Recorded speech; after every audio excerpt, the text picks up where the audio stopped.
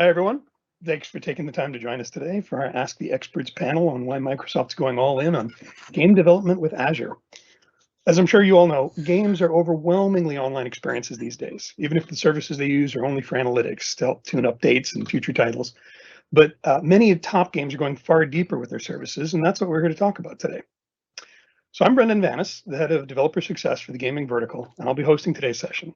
We've got a fantastic panel of experts from across the Microsoft Games team, so let me start off by introducing them. First, we have Lawrence Sanchez, one of the technical directors at Mojang Studio, makers of Minecraft. Over his 22-year career at Microsoft, Lawrence has worked on both client apps like Office and cloud services like Microsoft 365, but he finally found his true calling when he joined the Minecraft team in 2018 to fulfill his lifelong dream of building video games. Lawrence's team owns many of the Azure-based cloud services which power the various Minecraft gameplay features and systems, including Minecraft Earth and Minecraft Realms. Next up, we've got Chad Lewis, one of the producers from Turn 10 Studios, the folks that bring you the Forza series on Xbox and PC. He joined the game services team in 2014 to help modernize the services infrastructure, focusing on building new capabilities and scale while managing a yearly game launch cadence. Previous to Turn 10, he had various program and project manager roles in the Microsoft Server and Tools organization, delivering software as a service and infrastructure as a service products to customers. And finally, we have Travis Bradshaw, CTO of our gaming cloud. Travis is the most recent member of the Microsoft Games team, having joined us just this past December. With over 15 years of experience in the games industry, Travis previously worked for id Software on the id Tech game engine and the Doom, Quake, and Wolfenstein franchises, specializing in live services and the game production pipelines. Now, this panel is your opportunity to get answers directly from our experts on all aspects of game development and the Azure cloud. These are the folks working to deliver massively scalable services that both drive online experiences, as well as give developers everything they need to monitor, analyze, operate, and evolve their games. So if you have any questions at all for our panel, feel free to click on the Q&A tab up top, enter them at any point during the session. We'll be answering as many as we can live, and we can follow up with you post-session. We'll be able to stick around for a few minutes after to catch up on any that we might have missed or didn't have time for. And I'll be giving you guys my email address. So if you want to connect with me later to ask additional questions, I can certainly get you all the information you need.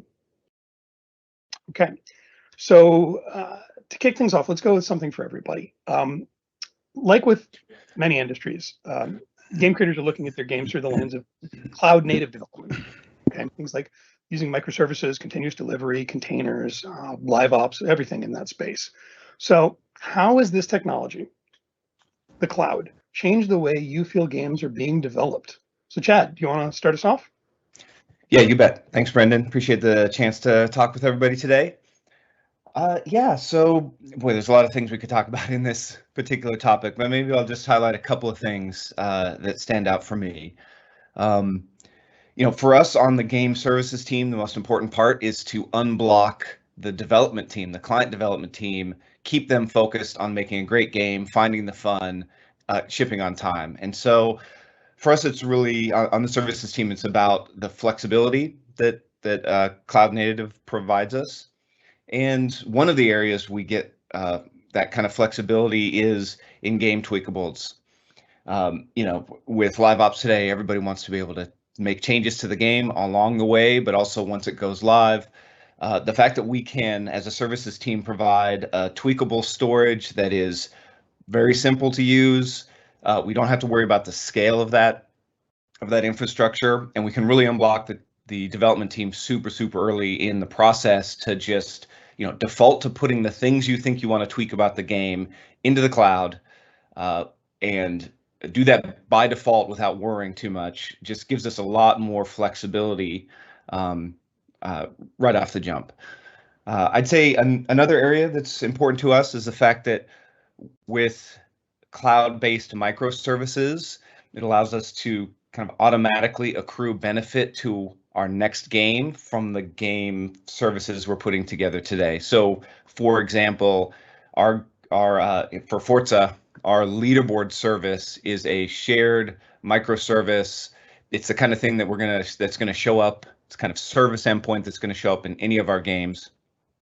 We're running that on today's games. We're building on top of that for tomorrow's game, but we're not starting from scratch. And that helps us both from just a a timing perspective to get it out there and get it out there early, again, for the game developer to just start taking, the client team to start taking advantage of right away. But also we get some other benefits, like it's running live today, so we're already chewing down scale issues or performance issues along the way in a currently today running game, getting ready for tomorrow's game. Fantastic. All right, Lawrence, what about you? Hi, good morning, everyone.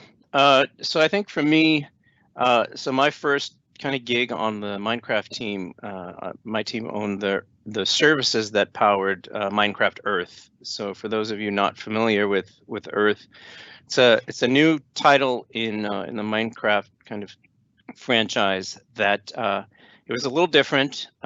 First off, it was the first and only Minecraft title that was online only, which meant there's no offline gameplay.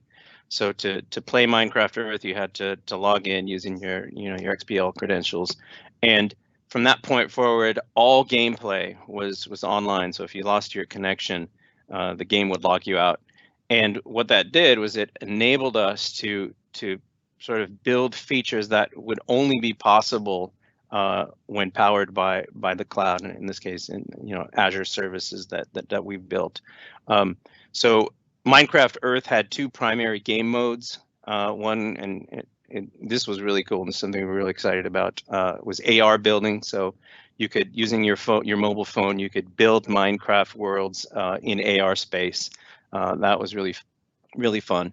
But on the service side, I really kind of focused on location-based gameplay, so item collection and adventures you could play out in parks and the beaches and whatnot, similar to Pokemon Go.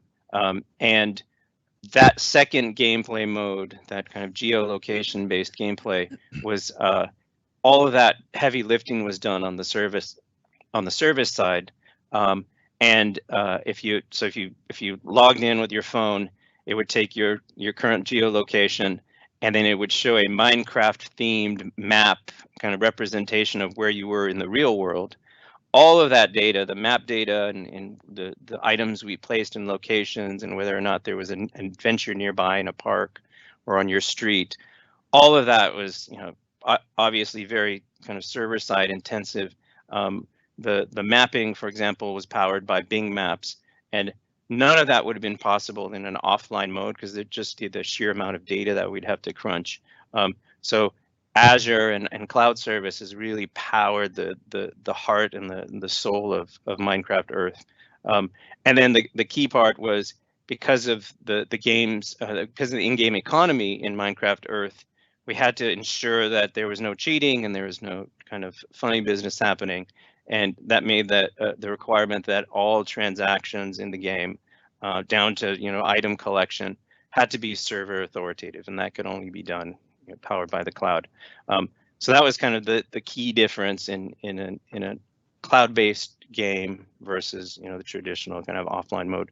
And then the other thing, obviously, and Chad touched upon this, is the ability to push out changes both in the client and the service was kind of a really big game changer. So on the service side, we to this day, we still deploy once a week at minimum, sometimes more frequently. And then on the client side, we push a new version of the game client every month to the Apple App Store and to the Google Play Store. So that frequency of updates meant we could constantly be evolving the game, not just with content, but we could add entirely new gameplay features and have those align pretty closely between the client and the service. Makes sense. That makes a lot of sense, yeah. Travis, how about you? Yeah, thank you, Brendan. Kind of like Chad was saying, man, there's just so many ways that this can change the way that you make games. I think that probably, in my experience, one of those first moments is what happens when you start to have player telemetry and a bit of a data estate so that you can see what players are doing in your game. Part of the creative process of making a game is, you have to choose your bets. You have these things, you find the fun, you decide where you're going to make your creative stand, and you make engagements that you hope that players will love. And over the course of developing your game, you'll make a lot of those bets. And it used to be that kind of your sales numbers and your online population numbers might be the only feedback that you get for those decisions that you've made. But one of the first kind of superpowers you can unlock as a game creator through the cloud is you start bringing telemetry in and see how your game players are actually interacting in the game. And then once, and you can use that as feedback to see which of your bets were the right bet and where you want to lean in and really get a better profile of what makes the magic in your own game. And I think that's really fun. With the first time game designers really get to see that feedback, there's like this eye-opening moment where it's like, wow, okay. And then you can kind of go from there. So I think that's probably, of the many possible ways that cloud development can change the way we make games, I think that's the first one that unlocks, and I remember just having a lot of fun with it. Nice. Okay, well, we've got some questions, looks like, coming in from our attendees. So I think this next one's going to be for you again, Travis. It's a question on, are there any tools from Microsoft to help indies control their spend when scaling up and out their games, specific to the game services that we offer, obviously? Yeah, that's a great question. So controlling spend is a super important part of operations. I think that there are a number of avenues that one can use to do that. But in our services specifically, well, I should back up and say it all starts with your game. Like what are the online features that you need for your title and where can we help? And then depending on what features you need, that's where we can control scale. So you mentioned indie games. So a couple cool services that apply immediately to indie games come from our PlayFab brand. We have the PlayFab Insights feature, and we have PlayFab multiplayer servers for hosting things online. Multiplayer servers is pretty direct. You can choose where you put your servers, and you can put limits and scale functions for controlling costs there. And then in PlayFab Insights, there is a Azure Data Explorer cluster, and you get nice tunables there for how much spend you would like while you're doing explorations in your data set. And it even includes things like at a certain time, you can scale up and scale down. So if you're doing something intensive and you scale it up to have a really great exploration session, you don't accidentally leave the meter running when everyone goes home at night, and you can scale that back down. So we're constantly looking for ways that we can make kind of all the power that's available in the cloud for game creators cost effective, so nobody accidentally shoots themselves in the foot. Right. Okay, well, let's go with the studios here. So COVID's very much changed the way that applications are being developed, and games are, which a hugely collaborative process, building games usually. They're definitely no exception to this. With development teams now widely distributed, sometimes all over the world, let's have our studios folks address what you guys have found to be the most useful tools and techniques to keep your folks collaborating and delivering. Lawrence, do you want to start us off? Sure. So for my team, obviously, for every team really, good communication is key, especially in complex development when you're coordinating features across client and service. Lack of communication can be a killer. And then throw in the fact that we're all kind of working remotely now. We've had to really shift gears and really change the way we work. And I think we did so quickly and successfully. I think the key is there's no one size fits all tool. And we have now kind of evolved this kind of hybrid environment where we use a combination of collaboration tools. So namely Outlook, for email and scheduling meetings, too many meetings in my opinion. Teams is our primary channel for video conferencing, and that's something we've found very successful, and like it scales, and all the features you get really kind of help. And then we also use Slack and kind of get a lot of flack for, hey, why don't you guys only use Teams? I think the answer is, again, there's no tool that has every feature you need, and you kind of pick and choose and let each tool's features kind of speak for themselves. So now we're in this environment where a lot of our ad hoc communications, kind of replacing those hallway conversations that you have, that primarily happens in Slack, versus scheduled meetings where we have video conferencing and we want to do some kind of face-to-face time. That all happens in Teams. And then really, when it comes time to writing the code and deploying it, we rely heavily on Azure DevOps, which was formerly known as Visual Studio Online. We use a combination of GitHub and ADO Git for source control. We use ADO for code reviews and all the kind of process around getting pull requests approved and merged.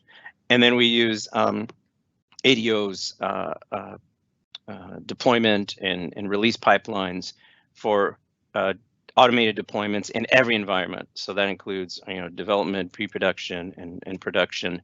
And really, the power of ADO is everything's integrated. So if you have pull requests being code reviewed, that happens in ADO. And then when you kind of approve and you have all your rules around when those things merge, all of that is done online. And I think we've effectively removed the need to have over-the-shoulder code reviews. A lot of kind of face-to-face time that we used to have that we took for granted. Now we've replaced that with these powerful online tools that, in some ways, kind of surpass the capabilities you would have in face-to-face code reviews. For example, right, you have a threaded discussion going on in a pull request in a code review. That's pretty hard to replicate in a face-to-face environment unless everyone's kind of writing down and taking notes. So I see some upside here in this new kind of world we're moving into. If we have the tools and we have the kind of the forcing function to force us to use these tools, we can achieve these sorts of new efficiencies in our productivity. And I'm a big fan. I love working remotely, and I think we'll start seeing the evolution of both this kind of new work process powered by these tools that we use every day. Makes sense, yeah. And that does remind me, thanks for talking about social tools. I should also highlight that we do have the Microsoft Gamestack Discord, which is our space for community discussions. We'll be posting a link to that into the Q&A panel so that everybody has that available to them. For ongoing discussions about any technologies we provide to game developers, feel free to hit us up there as well, even long after these sessions are over. Okay, Chad, how about you? How's the Turn 10 team keeping on the path? Yeah, you bet. It's been an interesting time, hasn't it? Well, Lawrence did a great job of highlighting a bunch of areas. I plus one almost all those comments. I mean, Azure DevOps as a central place for sort of all of both our process for work items, but also our deployments, kind of like the full end-to-end, deploying into Azure for resources.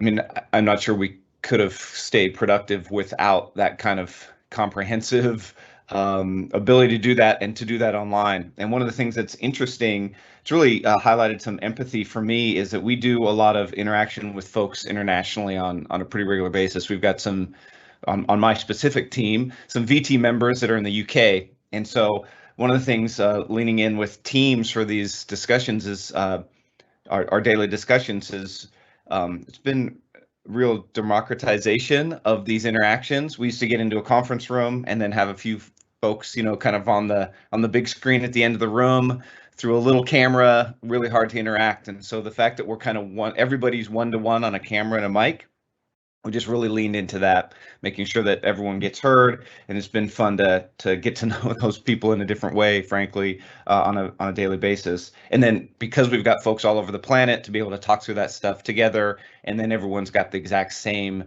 view panel into ADO, their access to Azure to do the things all looks the same together. I mean, just thank goodness for that. It's really allowed us to stay productive. I'd say just one other thing is it's been interesting as well, like you were saying, like you don't have those hallway conversations or at the coffee machine or water cooler, whatever. So just really also making sure that we've got, casual and social chat channels and teams that we're encouraging as a lead on the team. I see as part of my responsibility to like keep those things going, keep the fun, keep the chat going, make sure people feel connected, reaching out to folks as a group. And it's been something that it's taking some extra investment. We got that for free before, but super important. Yeah, too true. Okay, well, another one from our audience here. For folks that are new to cloud native tech, we were talking earlier about leaderboard microservice. So let's go with Travis. How do that and other microservices connect with each other and my game? Yeah, that's a fun question. So there are, well, first off, a part of building an online game is almost putting together a platform specifically for your game. Games are so diverse and they have so many different experiences that depending on the features in your game, you'll be composing the thing that's right for your game. And that can go pretty deep and lead to different architectural decisions depending on how you want to make that happen. One pattern that I see really commonly is this notion of kind of like a uniform gateway in front of your microservices architecture. For instance, the PlayFab services are constructed in this way. There's a PlayFab API. You integrate that client or use native web calls to your preference in order to access those services that are all kind of in this uniform API in this front layer that scales to match demand. And then those kind of proxy you into the microservices, which can use a number of different discovery mechanisms. One of the reasons that can be really nice, and Chad and Lawrence, I'm sure, have similar experiences, is that honestly, game clients are hard. You're doing C++ code, it's super high performance, and there are a number of problems that are just easier to solve in the services layer. And one of those can be like annotating and enriching calls that are coming from the game client so that you can provide a nice context for your microservices to operate on without having the client have to dig that all out of the infrastructure. So it's really common to handle like authentication and security in a nice bulkhead pattern that scales with the number of players. That leans into your microservices architecture. Perhaps you'd like to use a service mesh or something. In the PlayFab architecture, we have the play stream, which sends a lot of events into kind of a uniform message bus that you can then hook up rules to, which is kind of interesting. One of the things that's fun, and I used last time I shipped a game on PlayFab, which was Doom Eternal, is that you can build microservices in kind of the standard way, very, very slim and thin. And then your PlayFab playstream can trigger calls into that with web dispatch or other or some cloud script or an Azure function. There's a lot of flexibility here, but so that can become your backbone for talking to different services. And so so there's choices depending on what's right for your game and what your existing technology is and where you are kind of in your journey to having your game's platform. But usually there's essentially a gateway service that helps your game communicate effectively without a lot of overhead into your online service infrastructure. Great, thanks, Travis. Okay, we've got a Minecraft specific one. So Lawrence, the question is, what service, or actually services, I'm going to go with, does Microsoft use in Azure for instrumentation to get player behavioral data? That is a great question. And the answer is complex, because my go-to answer is always there's no one size fits all. We use every trick at our disposal. So Travis mentioned PlayStream. Minecraft Earth relies heavily on PlayStream, both on the client and the service side. And one of the ways that we use PlayStream events and then the kind of the custom event handling that PlayFab provides, we use that heavily during prototyping of new features. So specifically, if anyone plays Earth, there's a pretty complex challenges system, and the upshot is challenges are defined declaratively, which gives our internal content creators the ability to define all the challenges purely in JSON format, and we give them tools to do that. And the way we kind of interpret that JSON, and we handle the event completion and rewards granting, for example, when you complete a challenge, all of that is done on the in the service layer. But we used PlayFab's PlayStream and the custom event handling to prototype out that feature pretty much in real time. So it started out as an idea that came from one of our PMs, and I kind of got involved, which is always a bad idea to have old timers like me writing code. But I was able to whip up pretty quickly some JavaScript that would respond to these incoming PlayStream events from the client, and pretty quickly we were able to build up what is effectively an entire feature purely in JavaScript in a matter of hours versus weeks or months that it takes to define the real feature. So I think there are lots of advantages to using PlayStream. Not only is it easy to kind of instrument your the events that you send on the client side, but also how you interpret and handle those events on the server side. We also rely heavily on Azure Geneva for a lot of our telemetry, and I'm not quite sure if there's. I think there's someone from Azure on the call. I'm never comfortable with the branding because internally we call it Geneva because that's always what we've called it at Microsoft. I don't know what the external branding, the official name for it is, but it's basically a massive scale. It's basically all you would need to send in all of your telemetry and metrics, and we bet on it across all services in the entire studio. It is the big bet. So if that's something that Azure exposes, that's something worth investigating.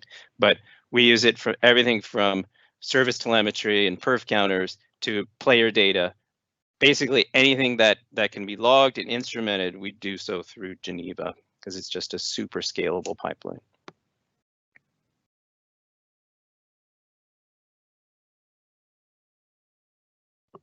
I think you're muted, Brandon. Yeah. It had to happen once, didn't it? So yes, Microsoft tends to use a lot of internal code names, but fortunately, that one is public. So if you search on Geneva Analytics, that will get you to the right place in the Azure portal. Okay, so there's an interesting one. Chad, let's start with you on this. The question is, what has been the biggest technological advancement regarding game development in recent years? Has there been something that has moved the industry forward more than anything else? Yeah, I feel like that was teed up. Let's just go right back to the title of this talk. I think the fact that we've got so much capability online today, as a group of technologies, is for sure been the most transformative for us. Sure, I mean graphics, the power of GPUs and CPUs have made our games prettier and given us massive capabilities there. But when you think about what really lets us make games better, faster, and more adaptive to the market, to the players' feedback, it's absolutely the fact that we've got all these technologies online. And it's not just that they're, technologies allow our services team to deliver faster, but the fact that they allow teams that would normally not interact with the results of those services and allow them to act and react to them easily and seamlessly without a bunch of extra tools development. Like for a specific example, like the pipeline that goes to the game client wanting to create telemetry for a particular event so they can determine whether or not players are enjoying it or not. The fact that they can do that easy and quickly without a lot of interaction and long API decisions and strongly typed service endpoints and that kind of thing. They just instrument their thing. It flows through the system and is collected through PlayFab, maybe Geneva, all that infrastructure, and then it flows through into Power BI for some analysts to quickly be able to see the results of that. Those kinds of one of those kinds of pipelines. That's just an example of how it's just made so many things. The technology kind of get out of the way because it's pretty seamless, and we get quickly to okay, like is this feature working for our players, or are we having fun here? So I'd say that's an example. Let me give some time to some other folks to chime in. Sure, Travis, why don't you talk more about this? Yeah, man, there's so much cool stuff that's happening. I think I have, kind of a direct answer and a bit of a non-answer, I guess. The direct answer, yeah, like we've been iterating on game technology and game engines for a long time, and kind of seeing that ingenuity that's previously been confined to basically a single hardware SKU of some sort really get untapped to different scales, I think is amazing. And I guess my kind of non-answer is like, I feel like we're just getting started. That's why I joined the team and I'm so excited, is that some of the coolest things to happen in gaming haven't happened yet. When we talk about like the scale that's possible, the social interactions that are possible. You're starting to see these like transmedia experiences where gaming is less of a cul-de-sac of culture, but kind of the main byway. And that byway kind of goes right through the cloud. Like that's where the capabilities are that are making games so fun and so fun to work on. So I'm really excited when we start seeing distributed compute kind of come into things, whether it's distributed simulation or distributed rendering. You know, everyone's excited about game streaming. I think that's going to be one component of it. But yeah, I think that, you know, when you have such a passionate and capable group of people that dedicate themselves to game creation kind of all over the world, and we've been warming up this toolbox of tools and cloud technology in other industries, and we're like, okay, like, it's ready now. Like come take this and make the new experiences that we're all looking for. I think that's what gets me most excited about what's coming on. Fantastic, thank you. Lawrence, you have anything else you wanted to add on this? Yeah, I wanted to start just by saying writing C++ is hard, like for a number of reasons, and it's becoming a lost art. Unfortunately, well, fortunately maybe, it's the only language that games are written in and will be written in for a long time.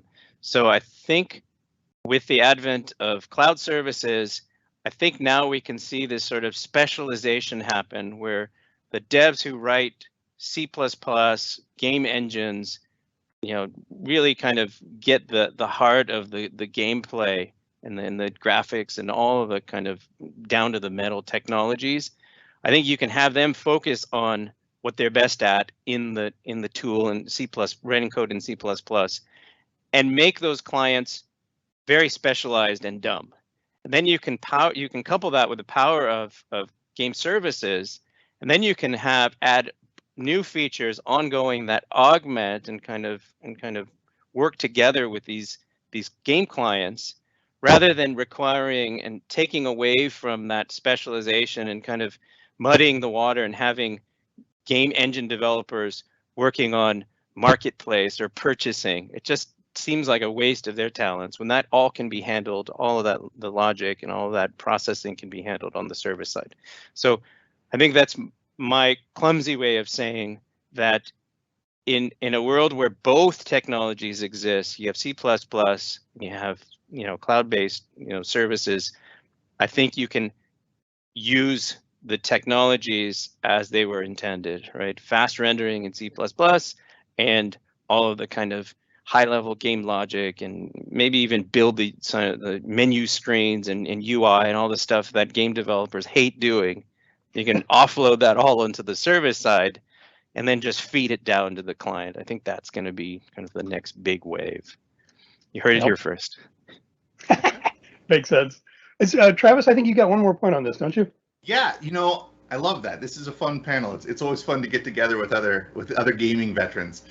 Just like Lawrence was saying about how we can see more contributions from diverse skill sets in gaming. You know, previously game technology has really been dominated by kind of C++ wizards that really know their hardware.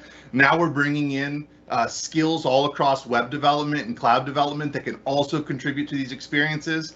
And I think that also just represents a trend generally towards the democratization of game creation. It's less specialized and it's less difficult to engage in game creation when there are more tools and more ways to build games. And so I think another area where we're going to see some really great experiences coming out of it in a way that the cloud is changing the way games made is I think more people are going to get a chance to make games. We're going to see perspectives from different people all over the world and different life experiences, and it's going to make the landscape of gaming all that much more richer. So there's this great continuum of like previously, you know, it was more of a niche, but like now we've widened the envelope of who can contribute to games, and we're going to keep trying to do that with the tools that we're building, and I think the whole industry's on board. The more of us that get to make games, the better. Oh, absolutely. I think that one of the things that we've all felt the most passionate about is the fact that we've been able to democratize the game development process and provide tools that historically have only been in the hands of the largest companies to everyone, so that they can all, you know, build their most wild, crazy dreams into the games they want to see. And between that and what we like to call the citizen creator capabilities that are coming on these days in games. It's broadening the not just the opportunity for everyone to contribute, but for the ability for everyone to unleash their creativity in new ways. Well, we are already over time. I mean, this just got away from us fast because it's so much fun to talk to everybody. I want to really thank all of our panelists here for taking the time today to talk to everybody. And I really want to thank all of you, our attendees, for coming to this session and for providing us with great questions that we could talk to. I'm going to jump over to the Q&A panel here in just a sec and do some follow-up, but just a quick reminder again, and I mentioned it earlier, but we'll be posting the link to our Gamestack Discord. If you want to come over there, we have ongoing discussions on all the Azure technologies that are for game developers. Happy to answer your questions there as well. And thank you.